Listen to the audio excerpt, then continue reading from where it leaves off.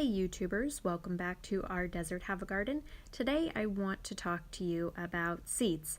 So I went ahead and ordered my seeds, and the place I like to order from is Baker Creek Heirloom Seeds.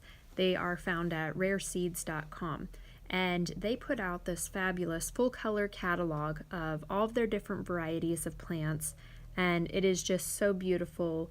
Has all of the information and details on how to grow each variety right there in the catalog. And I way over order because I can't hardly narrow it down from all the varieties, but this is the best I could do. Plus, I got ahead of myself a little bit and already started planting before I started filming. So I had two varieties that needed to be soaked overnight, and one of them was Job's Tears, and I've never grown these before, but I am really excited to try it out. So Job's Tears, I guess the little seeds that you see on the plants can be used as beads, and I really wanted to try that out. So they're not really something that we intend to eat, but I want to try it out. But those had to be soaked overnight, and so I did, and then I ended up planting them this morning. Additionally, the Jing Orange Okra is a variety I haven't tried before. They also were soaked overnight, and I also planted them this morning. But what else do we have? So I'm trying almost all new varieties this year. I have Dragon's Egg Cucumber,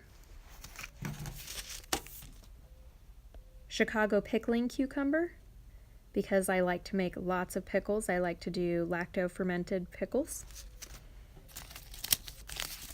I wanted to try out these Atomic Grape tomatoes, so look how pretty those are.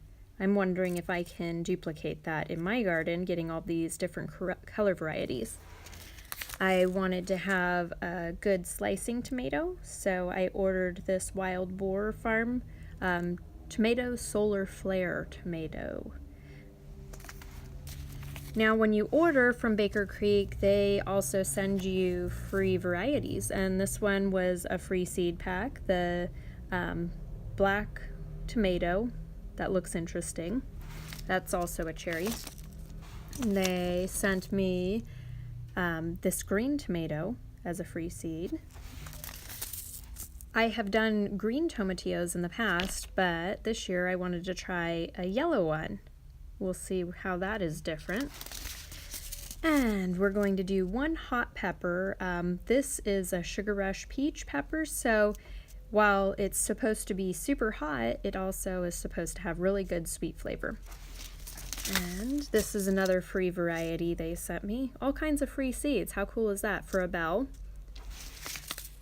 And I ordered this white albino bullnose bell pepper. And a Chocolate Beauty. Last year we did a really pretty pink stripe variety of eggplant, and they were good. We had tons of them, but they weren't everybody's favorite. Now this type of eggplant is supposed to taste like a mushroom, and who doesn't love mushrooms? So we should be able to eat tons of those. Upon special request, we're going to try out kohlrabi. I actually have never even eaten kohlrabi before, but we had some friends that said they love it, and so we're going to try and grow it to share with them. One of my viewer favorite things was the Thai Red Roselle that I used to make a raspberry flavored tea, and so we'll be growing that again. New to me this year will be this oyster leaf herb. And that's kind of interesting because it's supposed to taste like oysters, and my son loves oysters. This herb here is also referred to as a toilet paper plant, or a cowboy toilet paper. And you can guess why, but it's supposed to have many other uses. We're going to try that out. And I don't typically do flowers, but yarrow has other uses. And I'm also trying the toothache plant. Now, I don't normally do a lot of herbs, so this is kind of going to be an interesting year for me. And this self-heal is supposed to have all kinds of antioxidants and antimicrobial properties in it, so I don't know, it could be interesting getting us through cold season. 2 different peanut varieties that I could not absolutely resist. Why? Well, I don't know. We love peanuts, so we've got to try it out. This is a mammoth sunflower that's supposed to go up to 10 feet high. Have you ever heard of jelly melon? These are supposed to taste like lime, and you cut them in half and scoop them out like Jell-O. That looks interesting. And a rondinese squash. Last year I had a lot of success with the Tatum squash, but this is also another one that can be a substitute for zucchini, and we'll try that out. They're supposed to be very small. And of course our spaghetti squash. And these I think are going to be super cool. Golden midget watermelons. They are even smaller than your typical personal size watermelon, and they're supposed to be super productive. I can't wait to try those out. This is a different spinach variety than I have typically done in the past, but I always have some sort of spinach going. We eat lots of it, so this should be a good plant to grow here. And I'm actually not going to start my shallots until the fall, so those are going to hold off for a while. Probably not the carrots either. These were a free seed variety. Now these I am super excited about, a pawpaw. And I've heard of these from some online friends in Africa, that they have a pawpaw farm, and these are supposed to be super delicious tropical fruits.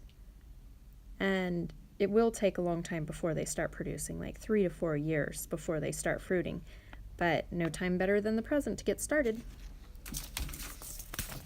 And I had some goji berry cuttings from a friend last year, and they were not that successful, mostly because they got attacked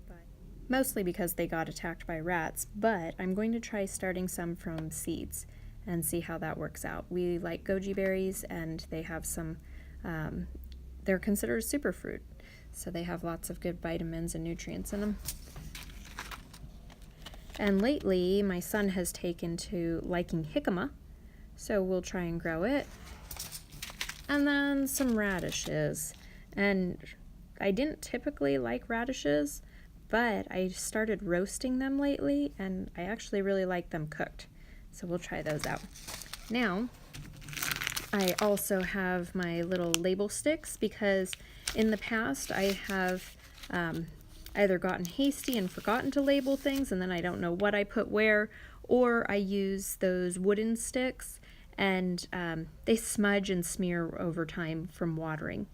I have a bunch of these great little planting trays that can be transplanted directly into the soil, because as they get wet, they'll biodegrade right into the soil, so the plants can just keep on growing. And a pen, of course, Sharpie for writing on those. And what I'm doing is, I already did it. Let me see if I can get a camera angle. I pre-moistened some seed starter soil with water. You want to pre-moisten it to make sure that it is thoroughly moistened all the way through, because you don't want to have dry spots in there, because when you surface water, oftentimes it won't get the whole soil completely wet. So I start out with a perfectly mixed already wet soil. So let's start filling up some trays. And I'm sure you all have planted in the past. It's hard to film this at the same time, but there we go. So I've got some soil in here, and I'm actually using a mat down on the table to make cleanup easier. If you're working in an area where you can just brush it off or sweep it off, it doesn't matter, then that's fine. But I kind of wanted to make the cleanup a little bit easier. So what to do first? I don't know. My goodness. How about the cucumbers? So of course all of these have wonderful directions on the back. And I probably should have opened them first before I had messy fingers. But here we are, hasty. And I have 12 spaces to fill up. So there's our cute little seeds. So you just take one seed and put it in each spot, gently pressing it down.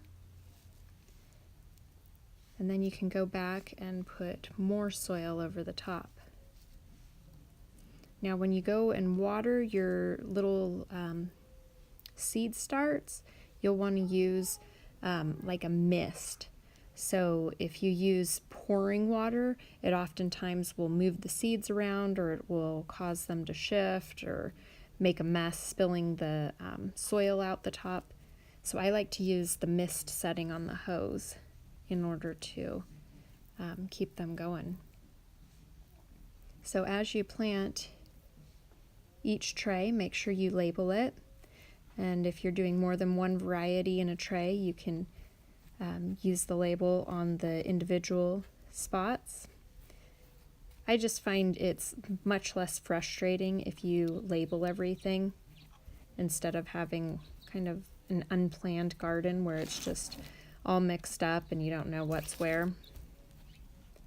Okay, so any extra seeds can be put back into the packages. And it's always good to share seeds with your friends and neighbors. You want to build your garden community. That way you can all share your successes together and your failures and work together. So it's as simple as that, getting our seeds going. I have started about 14 different varieties now, and I still have a whole bunch more to go, but it is getting close to evening time, and I don't want my seeds to get cool, so I'll probably wrap it up for tonight. You don't want your soil that you're putting them into to be cold, especially if they're varieties that like to be warm. And while it is the desert, it is a little bit chilly in the evening here. And so all of these will come inside at the nighttime in order to keep them warm through the night while they're still young. If you have a greenhouse, that works too, or you can use a heating pad. Sometimes a heating pad will dry out the soil too frequently though. But until next time, give me a thumbs up if you enjoyed this video. Subscribe to my channel for more updates.